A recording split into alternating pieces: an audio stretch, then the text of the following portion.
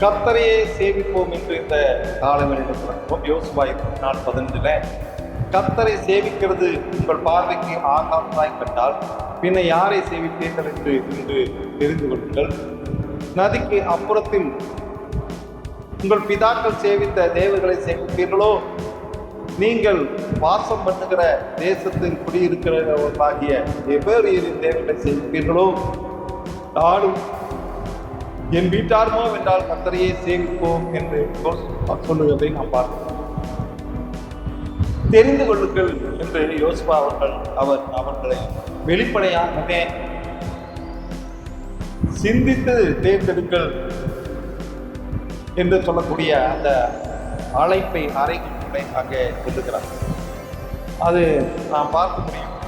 1 ராஜாக்கள் 18:21 பார்க்கும்போது, அப்போது எலியா சகல ஜனங்களுக்கும், நீங்கள் எந்த மட்டும் 2 தெய்வங்களால் குந்தி நடப்பீர்கள், கர்த்தர் தெய்வமானால் அவரை பின்பற்றுங்கள், பாகால் தெய்வமானால் அவரை பின்பற்றுங்கள் என்றார்.